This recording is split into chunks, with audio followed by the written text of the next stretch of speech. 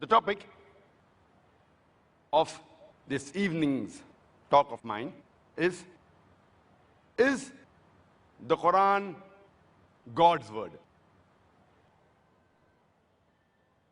Many people have a misconception that Islam is a new religion that came into existence 1400 years ago, and Prophet Muhammad, peace be upon him, is the founder of this religion. In fact, Islam is there since time immemorial, since man set foot on this earth. And Prophet Muhammad, peace be upon him, is not the founder of this religion, but he is the last and final messenger of Allah subhanahu wa ta'ala, of Almighty God, to whom was revealed the last and final message, the glorious Quran. All the messengers that came before the last and final messenger, Prophet Muhammad, peace be upon him, they were only sent for a particular group of people. And this message was supposed to be followed only by that group of people for a limited time period. Since all the other revelations were meant only for a particular group of people and was meant for a particular time period, the miracles performed by the earlier messengers, by the earlier prophets, for example, the parting of the sea, giving life to the dead, it satisfied the people of that time.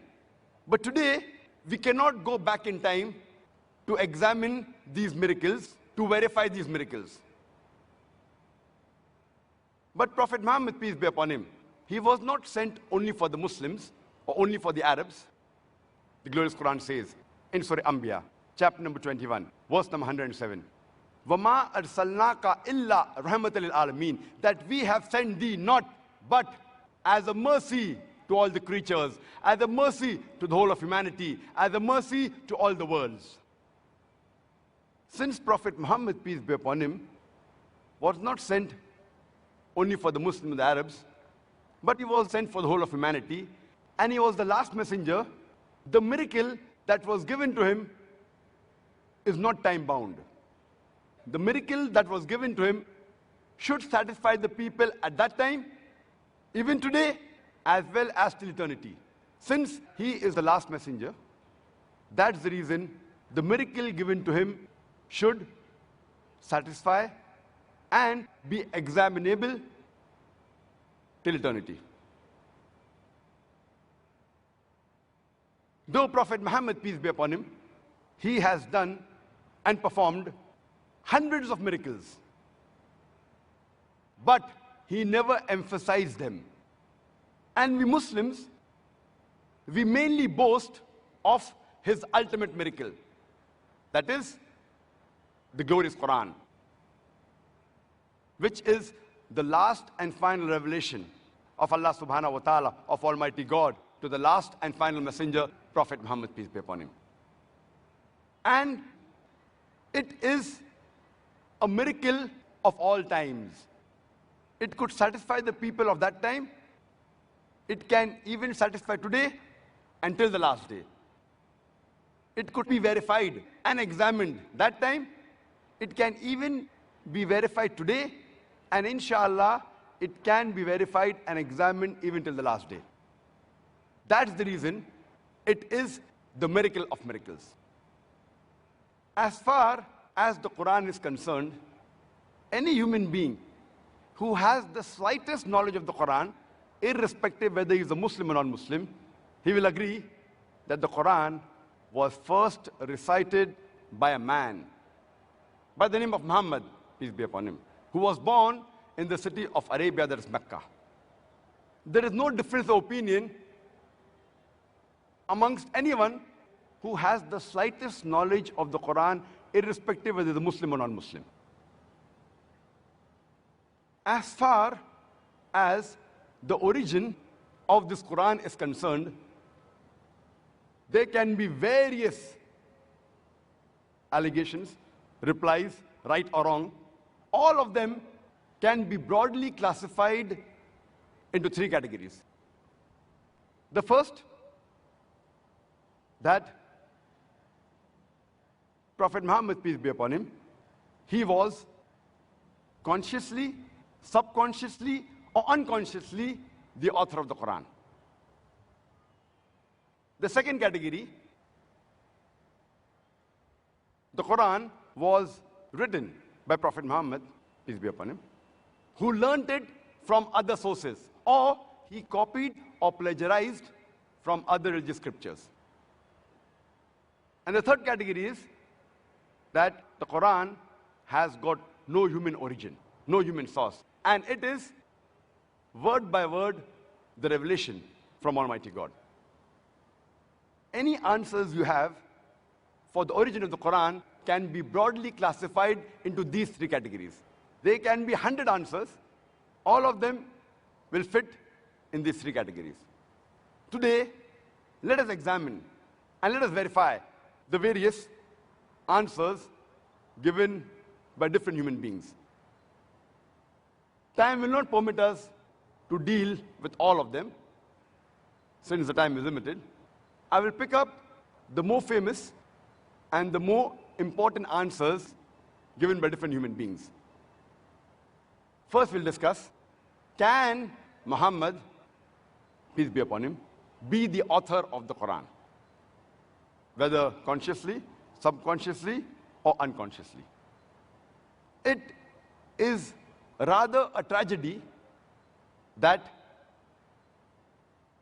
a person disagrees when a person disclaims that he is not responsible for any great work, whether literary or whether scientific. But this is exactly what the Orientalists and the critics of Islam do when they say Prophet Muhammad, peace be upon him, was the author of the Quran. Never ever has the Prophet ever claimed that he was the author of the Quran. Not even a single word of the Quran. He never claimed it. Yet, when he disclaimed that he was not the author, and the Quran happens to be a masterpiece in the work of Arabic, so why will a person disclaim the responsibility of a work which is a masterpiece? Why should he lie?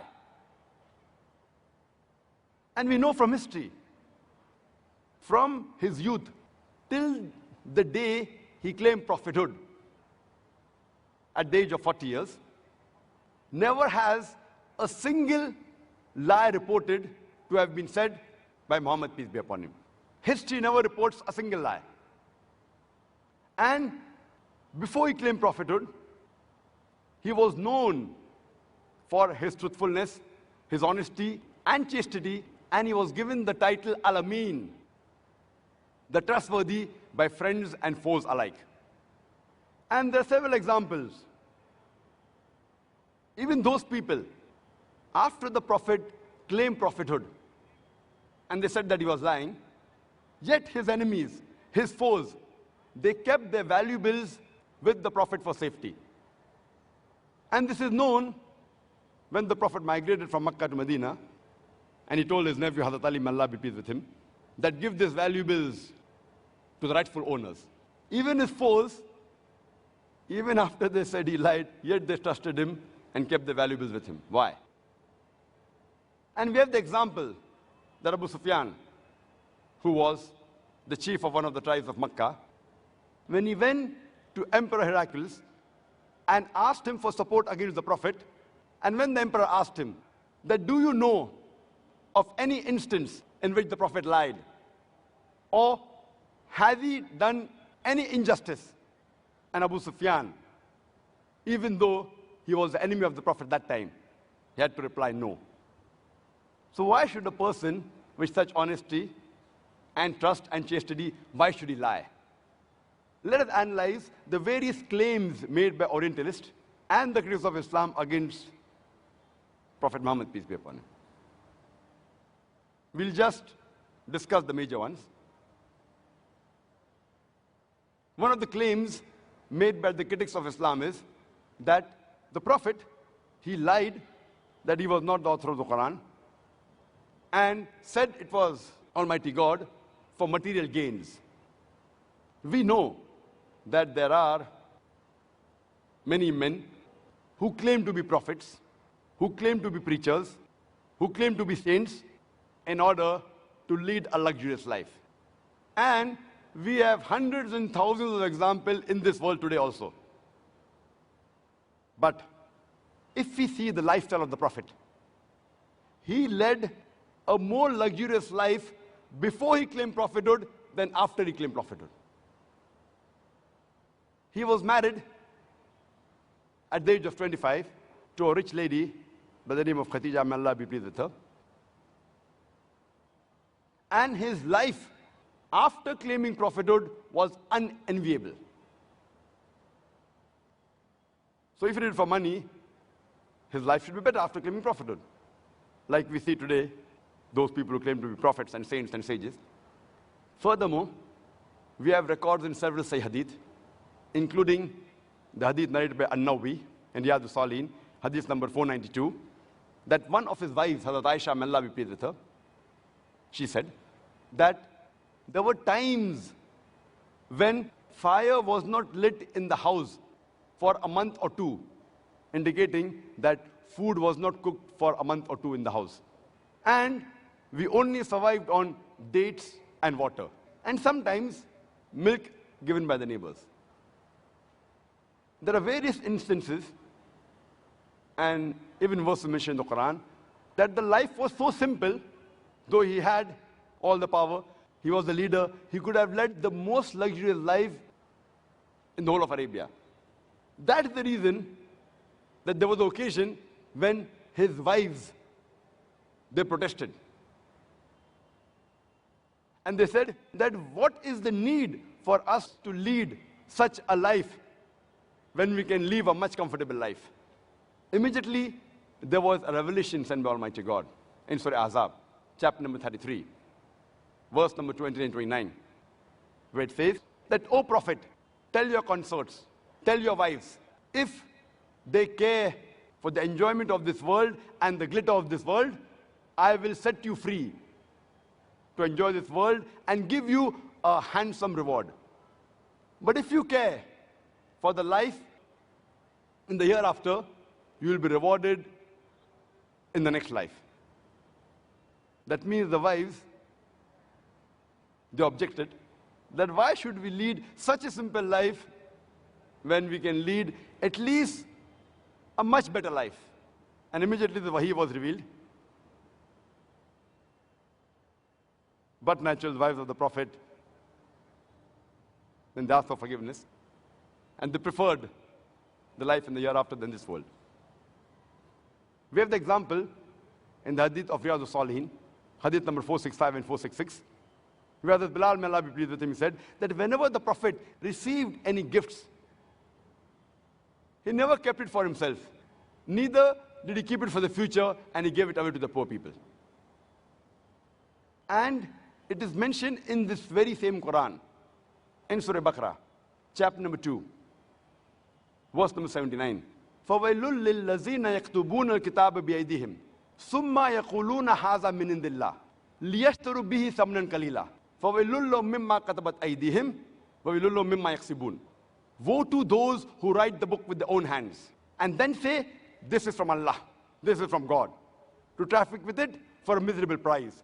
Woe to those for what their hands do write and what they gain therefrom. Now imagine if the Prophet would have lied that this book is from Almighty God, and when actually he was the author, there were high possibilities that one day he would have been exposed, and he would be cursing himself in the same book. That woe to those who write the book with their own hands and then say, this is from Allah. If he would have written the Quran and attributed to Almighty God, would have ever mentioned such a verse in the Quran.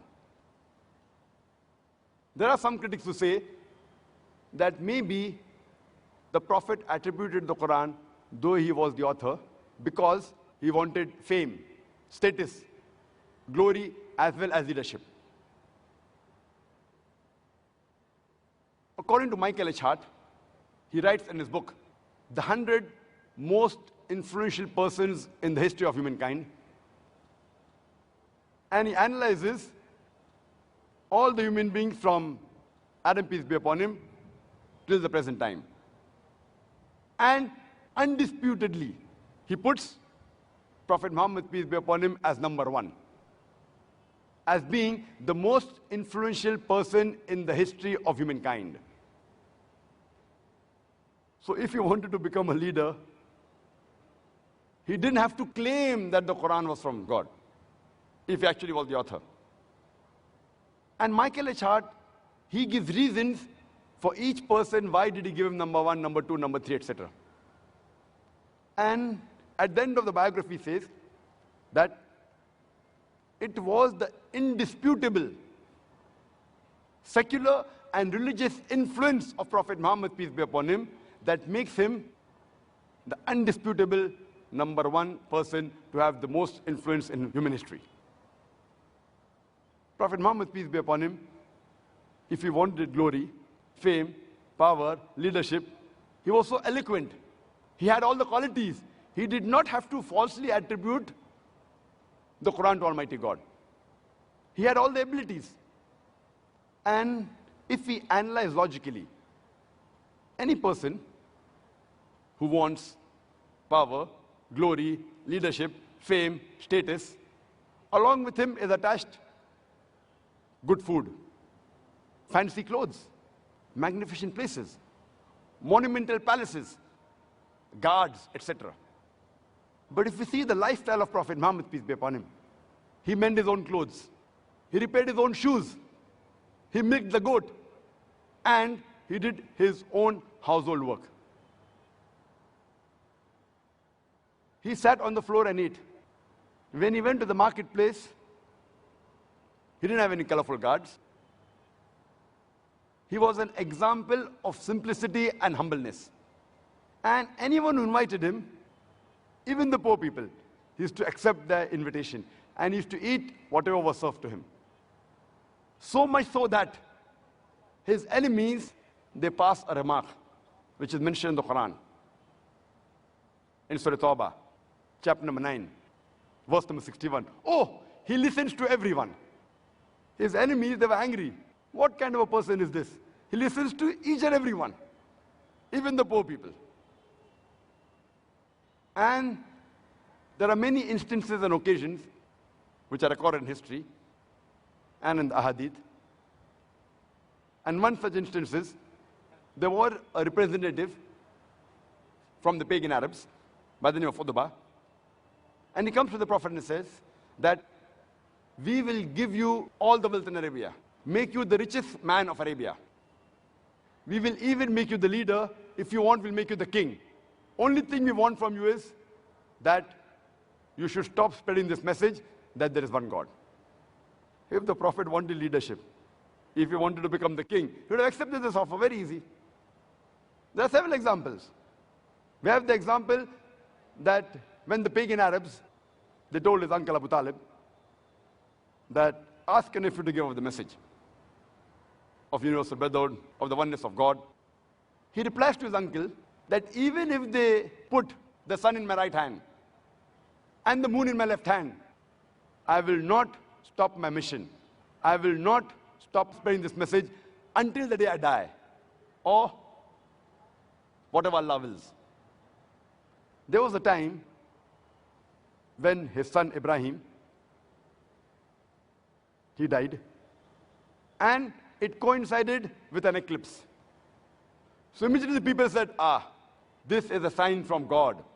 The sun is mourning because a person has died, the son of Muhammad, peace be upon him.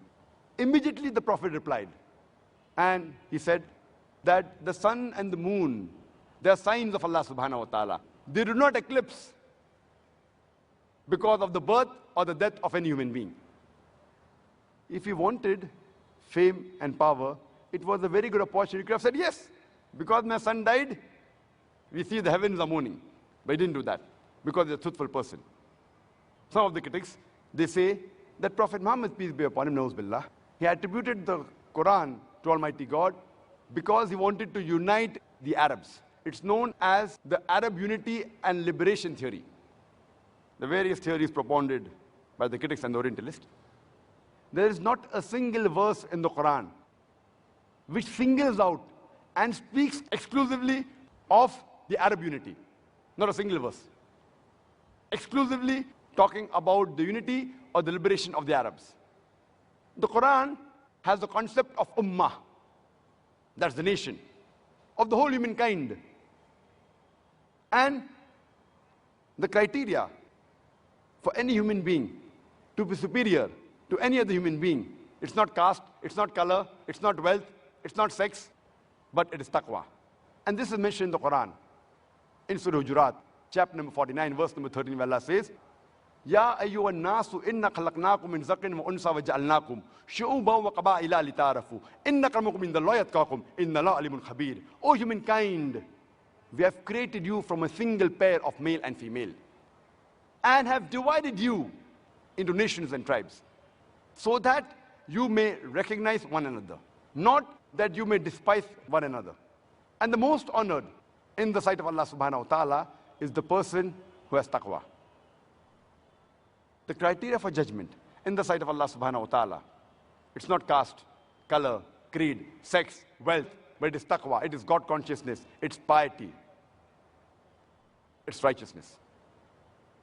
There are many verses in the Quran in order to stand for truthfulness. It even says you can do that even if you have to go against relatives. There can be a dispute between the father and son, between husband and wife, even between relatives, if you have to fight for the truth. Allah says in the Quran in Surah Tawbah, chapter number 9, verse number 24, Kul in kana abaukum. Say whether it be for your fathers, wa abnaukum, or your sons, wa ikhwanukum, or your brothers, wa azwajukum, or your spouses,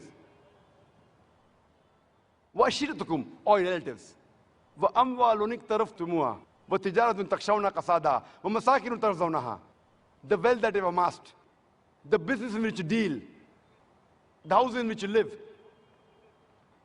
Allah says that if you love all these 8 things, your fathers, your sons, your brothers, your spouses, your relatives, the business in which you deal, the house in which you live, the wealth you have amassed, Allah continues.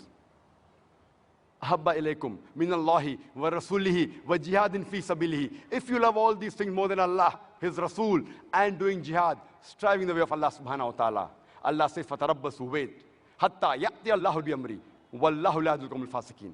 Wait until Allah brings His decision unto you, until Allah brings His destruction to you, and Allah guides not the fasiq people. So if the Prophet wanted unity amongst the Arabs, why did he mention such a verse in the Quran?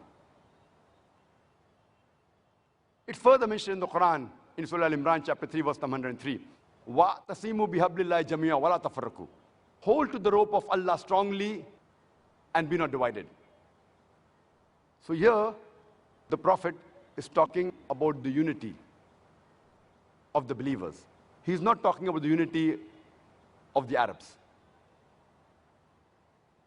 And if he wanted to unite the Arabs, he could have easily taken the leadership and become the leader and the king and united the Arabs easily. There are verses in the Quran which are contrary to this theory. It's mentioned in the Quran in Surah Al-Imran, chapter number 3, verse number 43. It says, وَإِذْ قَالَتِ الْمَلَائِكَةُ يَا مَرْيَمُ, and behold, the angel said, O Mary, إِنَّ اللَّهَ اسْتَفَاكِ وَطَهَّرَكِ, that Allah has chosen thee and purified thee above the women of all nations. Imagine the Quran says that Mary, the mother of Jesus, peace be upon him, who was a Jewess, she is chosen as the woman above all the women in the world. If he wanted unity among the Arabs, he could have chosen his mother or his wife or his daughter, any Arab woman, as the woman above all the nations. But he goes out of the way to say Mother Mary, who was the mother of Jesus, peace be upon him, is the woman chosen above the women of all nations. And the reason is, it's immediately mentioned in the next verse, in Surah Imran, chapter 3, verse 45, that it is nothing but an inspiration from Almighty God. He has no choice. He has no choice to agree or disagree, because this is a wahi from Allah subhanahu wa ta'ala. So surely, there are various other verses in the Quran, several times, including Surah Baqarah chapter 2 verse 47, which says that, don't you remember the favors which we have bestowed on the children of Israel, on Bani Israel? So all these verses of the Quran, if Prophet Muhammad knows billah, he was the author of the Quran, God forbid, then why should he mention such verses in the Quran? The other allegation or theory is known as the theory for moral reformation. The Prophet attributed the Quran to Almighty God because he wanted to reform the people. Now, why should a person lie? Because he wants to reform the people morally.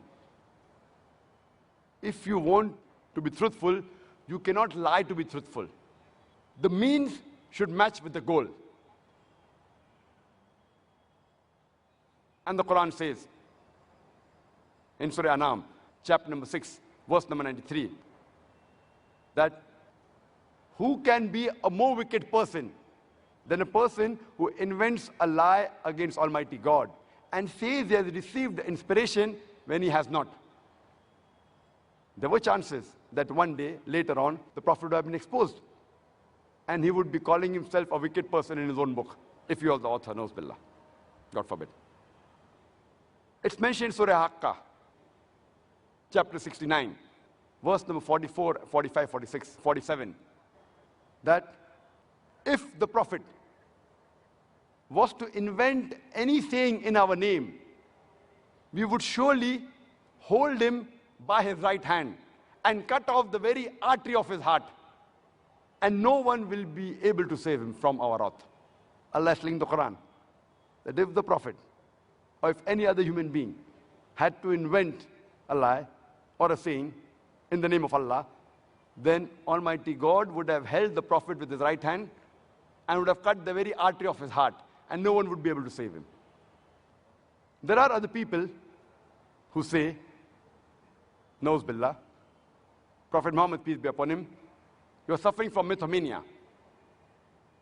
This is a psychological disorder that a person mentions a lie and he believes it is the truth. Mythomaniac is a person who tells a lie and he believes that it is a fact. And a psychologist, he treats the person by giving him more facts. Suppose the person says that I am a king. The psychiatrist will not say that you are crazy.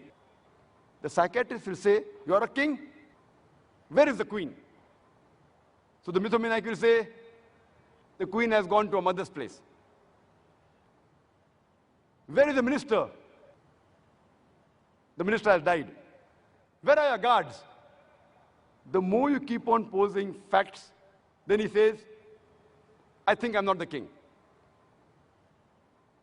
And if you analyze the Quran mentions about facts, keeps on giving facts and figures, facts, mentioning about historical things.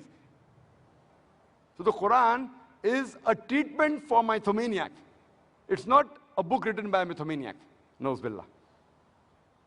Furthermore, there are some critics who say, and they believe in the religious illusion theory, saying that Prophet Muhammad, peace be upon him, he wrote the Quran from his knowledge, from his experience, from various events and surroundings, without knowing that he was actually the author of the Quran. Some say that Nauz billah, God forbid, he was a crazy person. Now, no person who has an illusion or no person who's crazy can be so firm and accurate constantly for a period of 22.5 years. The Quran wasn't revealed in one shot or in one day or at one moment. It was revealed over a period of 22.5 years. No person who has an illusion or has a visionary can be so constant for a period of 22.5 years. And there are various occasions. For example, in Surah Kahf, chapter number 18, verse number 22. when the people asked about the story of the people of the cave, or about Zakir Naik, he said, I will answer you tomorrow. But the Prophet could not give the answer tomorrow. He kept on postponing it for 15 days until a revelation came in Surah Qaf, chapter number 18, verse number 23-24, that, O Prophet, never say, I will do tomorrow without adding, Inshallah, if Allah wills. Imagine for 15 days, the Prophet was in tension, he was sad, that why isn't the wahi coming? So then Allah sends the wahi, that do not say, I will say tomorrow, without saying Inshallah, that if Allah wills, if God wills. And if he wrote it from his mind, he would have immediately given the answer or given the answer next day. So because there was a delay, many people accepted Islam and they realized that this cannot be a handiwork of a human being. It has to be a revelation. And that verse is included even today in the Quran. If a person who writes the Quran, why should he mention such a verse in the Quran? Indicating that Prophet Muhammad, peace be upon him, was not crazy and he had no illusion. There are another group of people who say the Prophet was crazy. Then we prove him. How can he be crazy? Then they say no, that he was a liar. And we prove he's not a liar. Then they say he was both. A person can either be crazy or a liar, but he can never be both. Because a crazy person, when you ask him a question, he immediately gives a reply whether logical or not. A liar will think and try and give an answer which is correct. So both are contradicting. And we know that the Prophet was neither of the three. Neither crazy, neither liar, neither both. So surely, with all these replies, we can surely realize that Prophet Muhammad, peace be upon him, he was not the author of the Quran. Let's discuss the second category, that the Prophet, he learnt it from other sources, or he copied or plagiarized from the other religious scriptures. There are various allegations made by non-Muslims and the critics of Islam that the Prophet, he learned the Quran from a Roman blacksmith who was just living in the outskirts of Makkah. Allah subhanahu wa ta'ala sends a revelation in Surah Nahl, chapter number 16, verse number 103. We know that they say that you learned it from someone, but do they not know that his language is foreign and this Quran is Arabic pure? The Roman blacksmith, he could hardly speak Arabic. He was a foreigner. And you're saying that Prophet learned it from him, and this Quran is a book written in Arabic which is so pure and eloquent. It is like someone saying that a Chinese man who does not know English, he has taught Shakespeare to write the book. There are other allegations that Prophet Muhammad, peace be upon him, he learned the matter of the Quran from Warqa. Warqa ibn Nawfal was the relative of his wife, Hazrat Khadija, may Allah be pleased with her.